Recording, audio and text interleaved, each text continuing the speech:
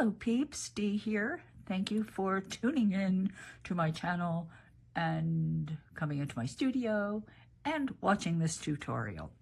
Now, a while ago, I did a show and tell with a bunch of rings. These are rings that some of them I've had for a very long time. Anyway, they just hang around in this box in my studio, and I decided one day to shoot them and just to show you, because it's kind of an overview of, you know, what I've done, certainly, but also might trigger something in you that helps you move forward with your own rings. Anyway, so some of the rings that I did show were these simple stacker rings, and I got a request to show how to make them. And I thought, well, yeah, okay, why not? So that's what this class is today, simple stacking polymer clay rings. Let's get started.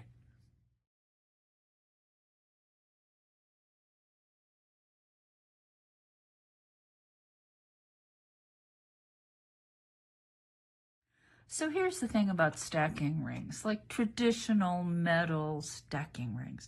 They tend to be quite thin, and you know, you just keep putting them on. And because they're so thin, you can put quite a number of them on your finger.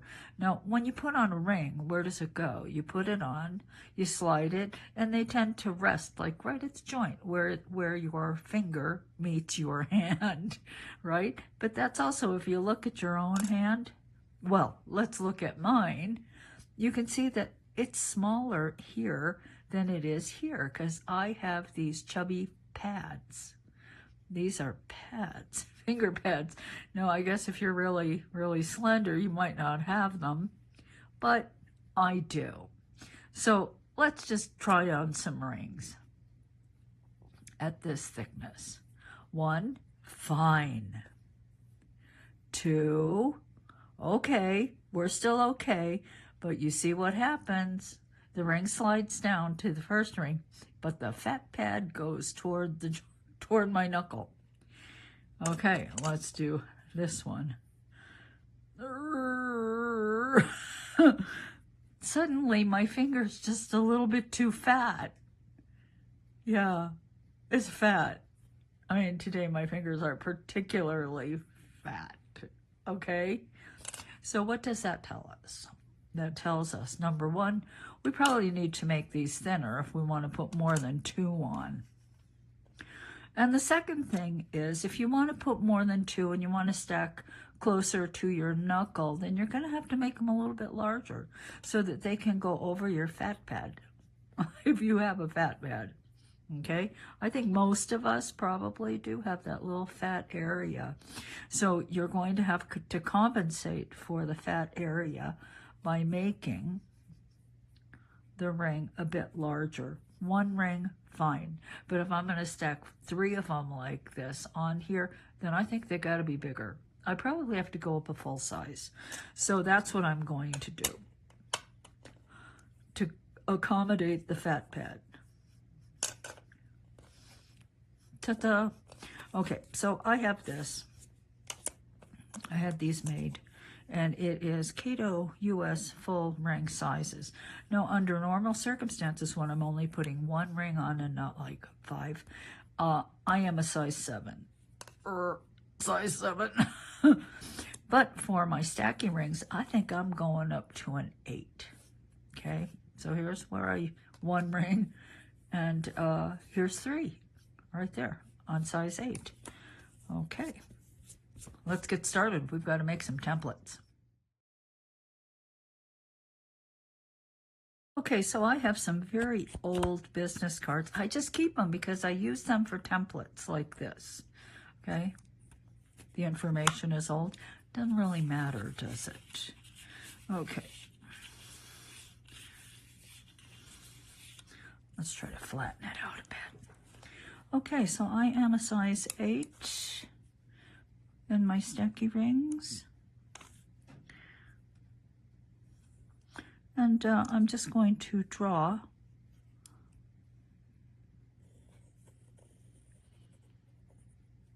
on my card, like so. I'm not going to cut that out, by the way.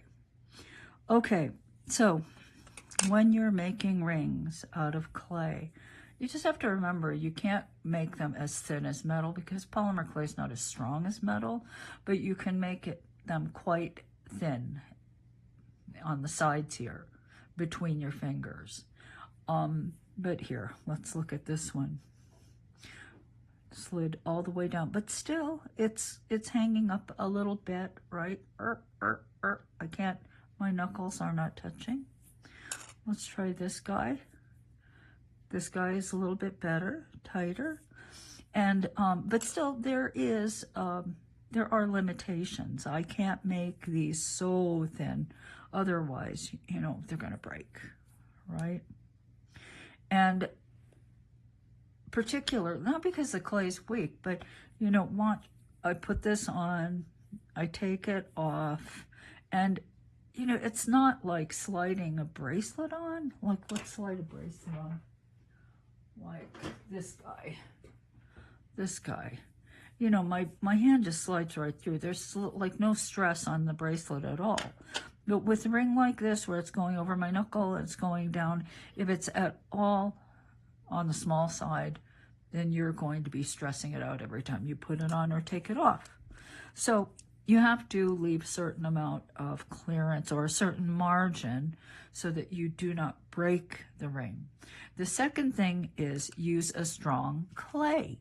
I have no reason to think that Fimo and Cernit and Primo aren't going to be just fine if you make sliding, stacky rings like this. There is one clay that will not work, and I don't want you to use it for this purpose, and that is Sculpey 3. Now, there are other uses for Sculpey 3 and Super Sculpey that are just fine, but this is not one of them, so please use a strong clay. All right, so let's start by just drawing the sides. Something like that. So we're gonna make them straight, more or less, maybe slightly curved.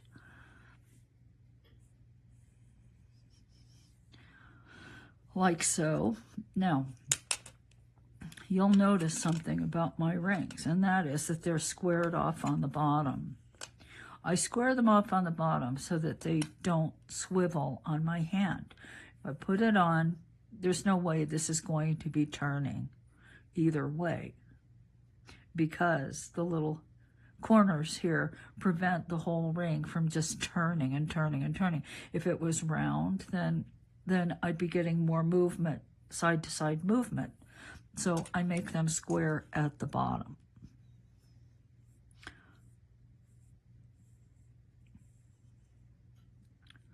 Like so. Now you can even make it like this. I've made them that way too, and that's kind of comfortable because you've got, in addition to that fat pad, I have that one, okay? So, you know, it's actually kind of a little bit easier if you extend this a little bit and then make the arc this way.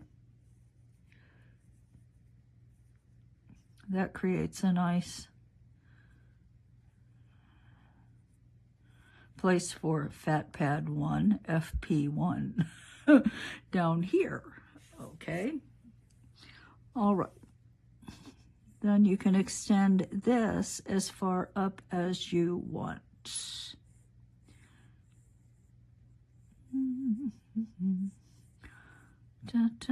Let's make this one a little higher on this side, and then maybe swing it down a little lower on this side.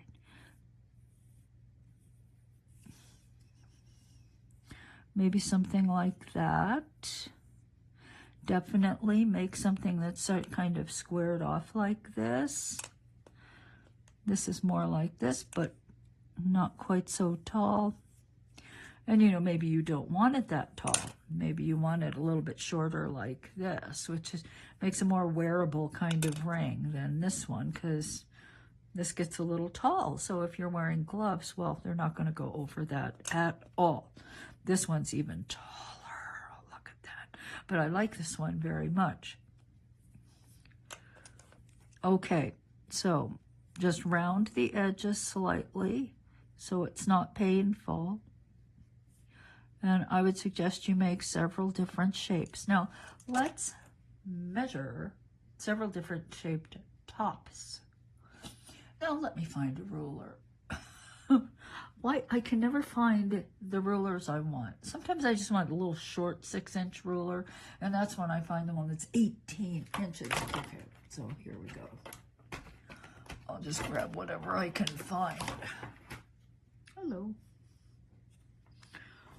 I really do have to clean my rulers. I have clay residue, clay bits on everything. Okay, so let's just measure. Hello.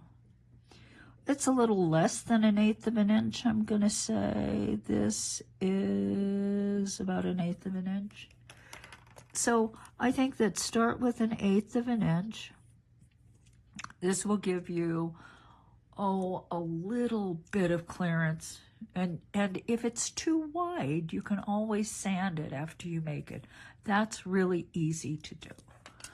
Okay, so here's one template. I'm going to cut it out. I'll be back. You don't have to watch me. I use scissors. All right, peeps. So this is actually a Skinner blend. See how it's red to orange? But I'm just going to use plain old red.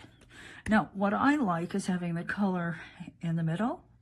Well, actually making a sandwich. So it's going to be black, holding and capturing the bread is black, and the red is whatever, the filling. This I have rolled through setting number 1 in my pasta machine. I'm going to roll this through like setting number... Ooh. Let's just make the setting number 5. Let's make it thin because I don't really need it to be thick. Okay. We're going to use this one. So...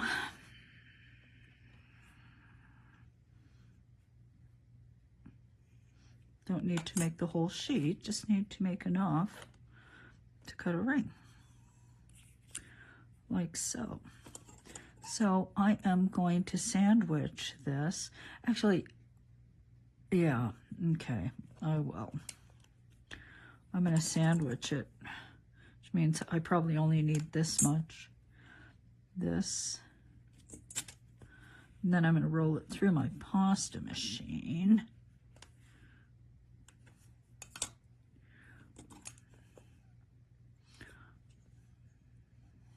To really smash the pieces together.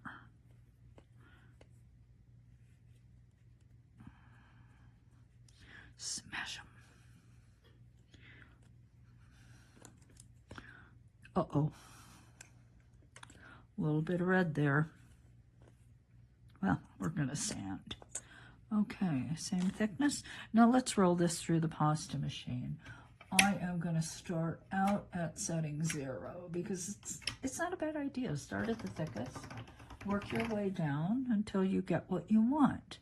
Okay, so this is the thickest setting of the pasta machine. What it looks like, you can see that it is actually thinner already. Setting number 1, I think we're going to leave it right there. I wanted it thinner. I'm afraid if I get too much thinner, I'm not going to be happy. All right, we're going to work on a tile.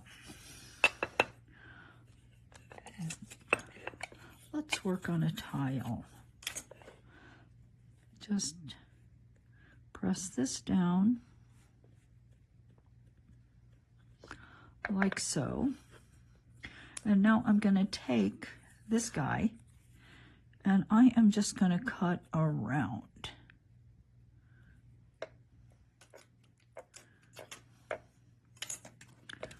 Okay.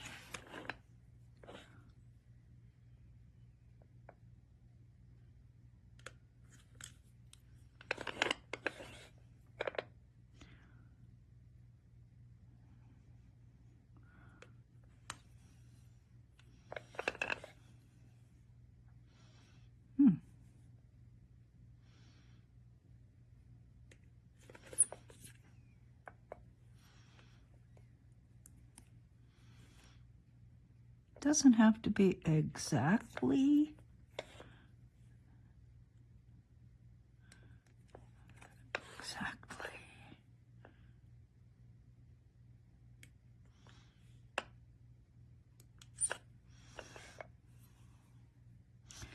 and I'm using a blade instead because, of course, if I use this guy, what's going to happen is it pulls. So it's better to chop straight down. See, it pulls like that. So I don't really want that pulling thing. I would rather have it just chop straight down. The blade is actually sharper than this guy. Now, there are situations where I might have to use this guy. In other words, shaving, perhaps shaving that, maybe actually, see that little corner there? I'm just gonna sand that off. I'm not even gonna do anything about that right now. But this guy, if I wanted it to go in a little bit further, I can't bend my blade quite that much. So there we go.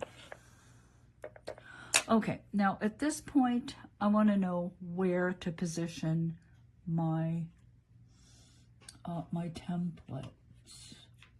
Yeah, we're going to have to talk about what to do if you don't have a template.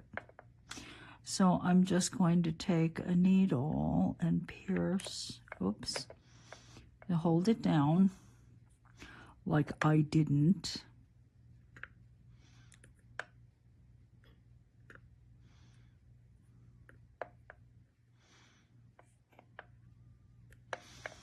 Okay, so I have the 4 spots, like so. And now I will go back to my template.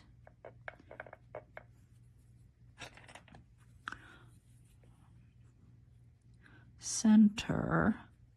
Oh, that's 7. I would have made them too small. And just put it over the 4 dots like that. Now at this point, I will either use this or I will use this. Let's try this first. It's going to be some drag on it, but I won't cut my template. I won't cut the acrylic. Believe me, I have cut my fair amount of acrylic by using that. All right. Let's remove the hole. Okay, so that isn't too bad. Now there's going to be some sanding that has to happen after, of course, but that is essentially what I do. Bake it, and then afterwards sand it. Okay, so let's talk about what happens if you do not have that guy, this guy. Well, somehow you've got to get the correct size hole for your ring. So perhaps you take a ring that fits you and you trace the interior. And then after you cure it, you're going to have to do a little bit more sanding. Yeah, I'm sorry, but that's what's going to happen. You're going to have to do a little bit more sanding. So on your template, you're going to take your ring, the ring that fits you. Let's say it's this one.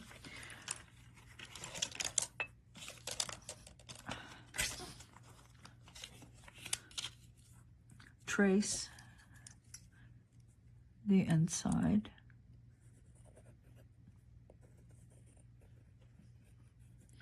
Best you can. Draw around it. And then when you get to the point, here, I just had to demonstrate that one thing, but let's just do a simple, let's do another ring. I don't want to do another red one. Let's do a white one.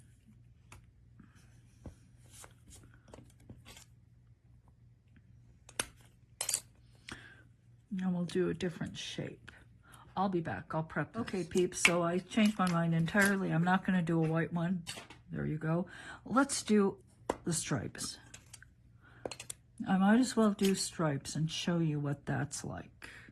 instead of doing that, because I was going to show you this anyway.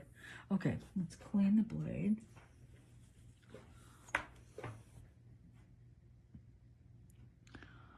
And I'm just going to cut a piece like that. I didn't bother with my marks it. Now, I've got to even this out, so I'm going to roll this through, setting this edge on the rollers. Let's roll it through one. It almost slipped through. Let's roll it through two, and that has evened it out nicely. Now, I am going to take black and I'm going to put it on both sides. Now, this particular one, if you look, it has the stripes in the middle, then it has black, and then it has red on the outside. I'm not going to do the red. I'm just going to do a very, very, very thin black. I'm going to make it thinner than last time. So I've rolled this through setting number 7. Okay. And we're going to thin it further.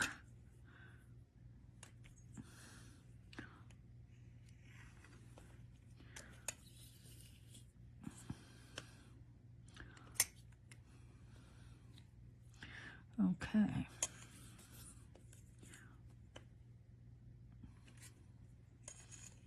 Let's put it here. Make our little sandwich.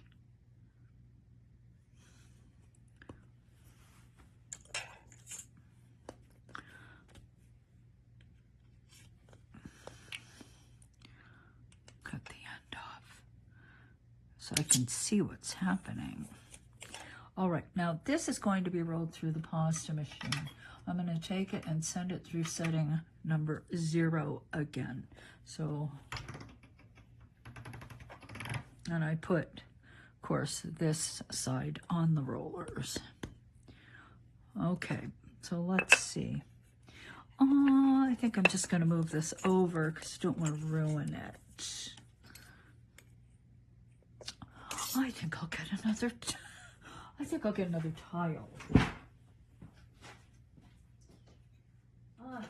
need another tile. I have many tiles, so.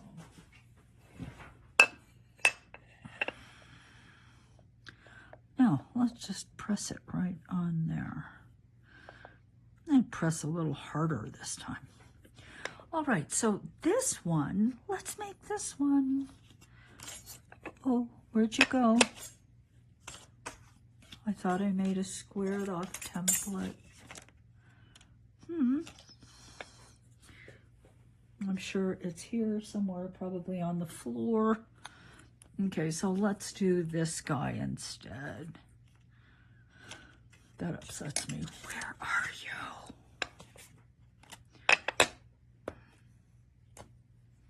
Ah. Hello. Okay, so let's just do this guy. All right, so what I'm going to do first. Okay, first I will cut. Now I hope you're wide enough. I hope this is wide enough.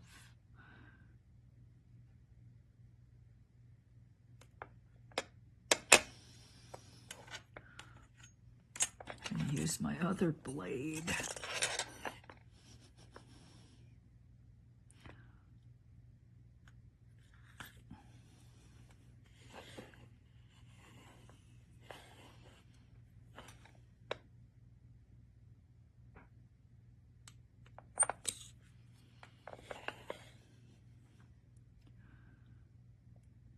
Oop. My little fat pad thing. Stay. Just have to not touch it, that's all. All right. So now that's the basic shape, and it's fine, you know, I've got clay everywhere. And now, once again, as we did before, now you're pretending that this is a tracing off of a ring.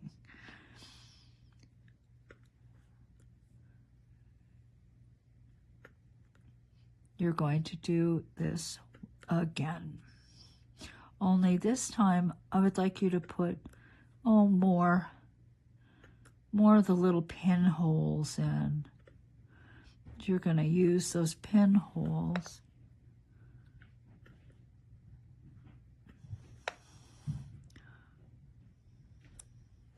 Okay. All right.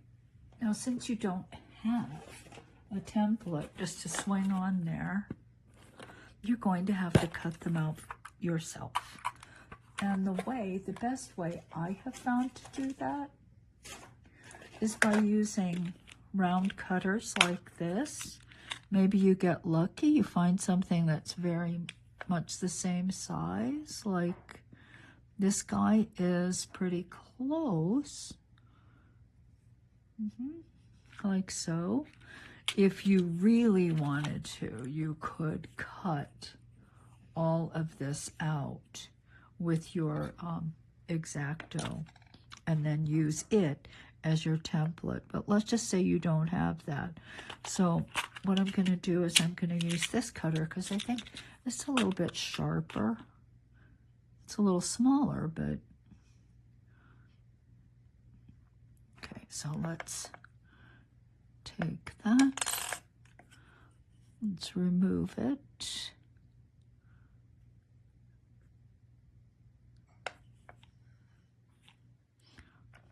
Did I not cut all the way through? It's always possible. Now, take the same cutter, and now I'm just going to follow the dots.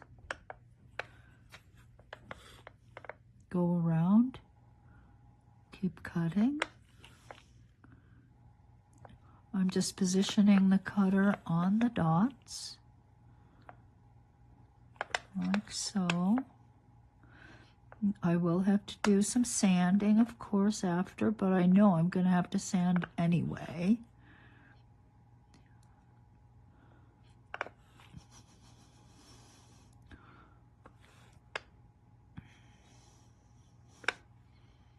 Okay. Not sure I did a very good job there, but it is one way to get the job done.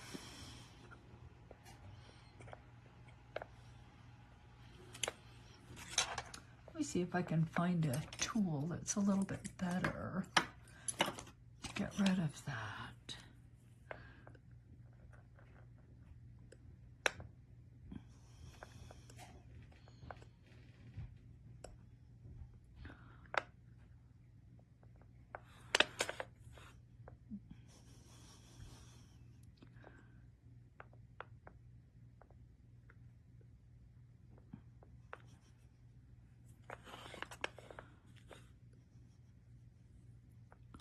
And don't stress too much because, as I said, you're going to be sanding.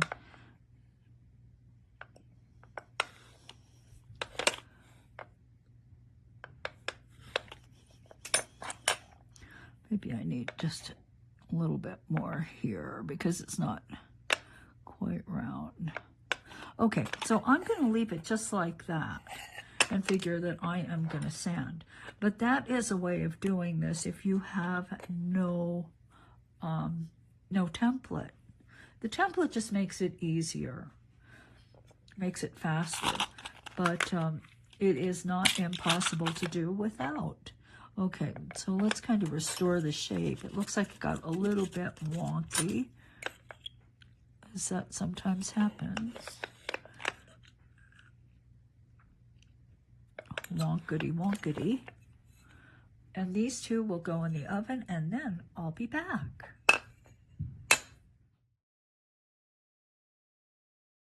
All right, so these are the rings. They are cured and they're cool. Now, when they came out, there were like surface imperfections, like lumps and stuff.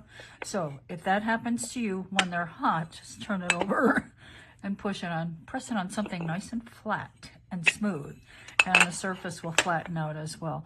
Something happened here, I'm not too concerned. Now I'm going to sand. While they're stuck on the tile, I'm going to take my Abranet 320. A little bit easier, at least on this side. It's going to be a little easier.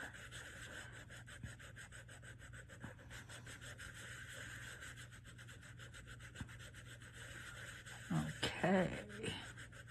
Happens pretty quickly. The Opera net, even at 320, is kind of coarse.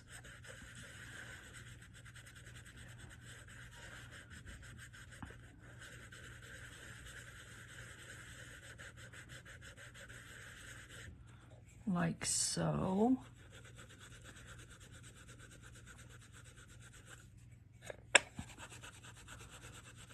Okay.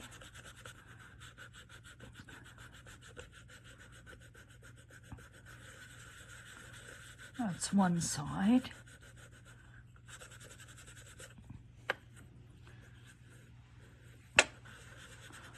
That looks good. Okay.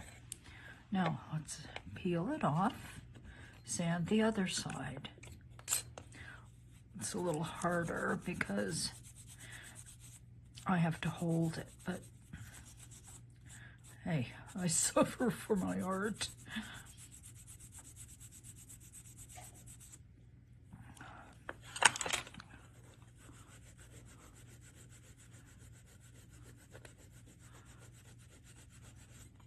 So holding it down does help, makes it just a tiny bit easier.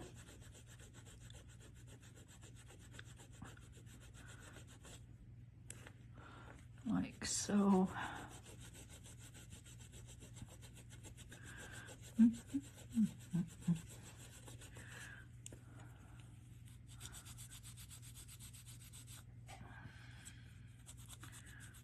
Okay, almost.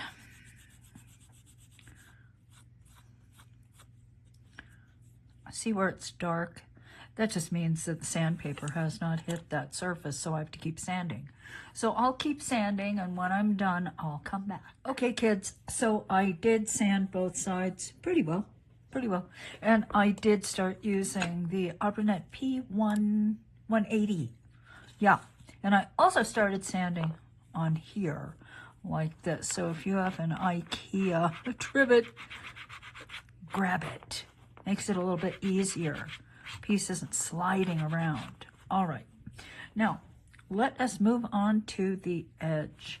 This is the ArborNet P180, and you're just going to take and do one of these numbers along the edge like that. And it doesn't really take much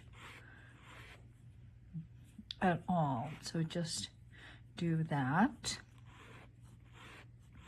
Now, a little more difficult sanding the opening, but not too much. There went my oven. I'm curing something else in it. Okay. Like so, and then just knock off the edges a bit, the corners, excuse me, because they can get a little bit sharp. Okay, sanding in this area, like so. Okay, now let's hit the opening. More sanding to do here. But you can see the ArborNet works really fast. So it's not going to take much to sand.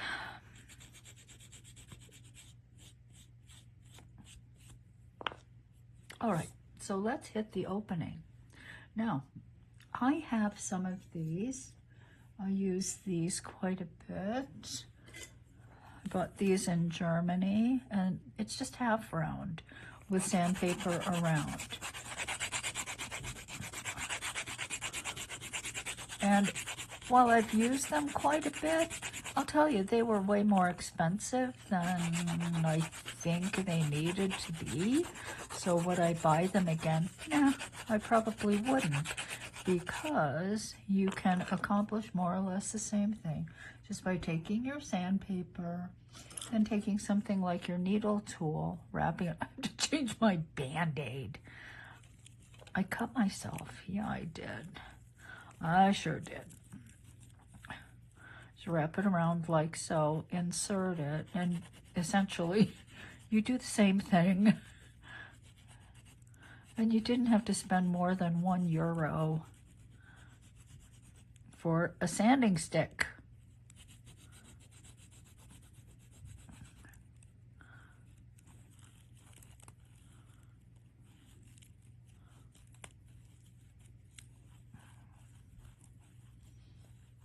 Okay. And this will knock down any of those little bits that were sticking out from when you use the cutter.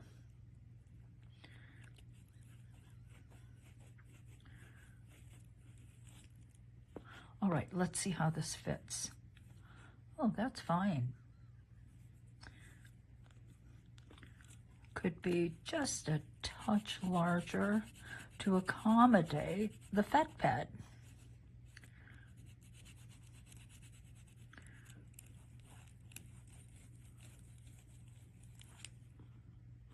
Okay.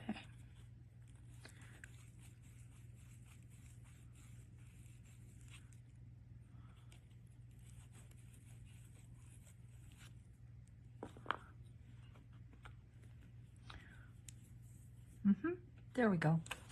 Now, let me finish this one. Same way I did this. It's going to be much easier to do the opening because this is the one where I use the needle and I cut. So there isn't quite the mess that I made from using the cutter when I cut this hole. So I'll be back.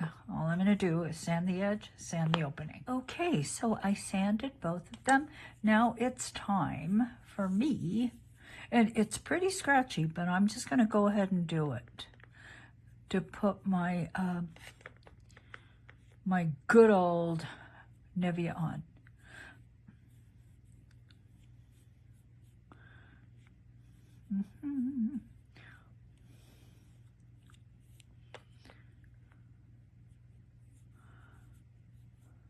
And the Nivea is going to do work its little greasy magic. But, you know, if you want it to look more like this, see this? It's not matte. Then you're gonna have to make sure you sand down through a few grits. In other words, if this was through Auburnet 180, then you should just go down through several finer grits. And that will give you that kind of look as opposed to just a dead matte look.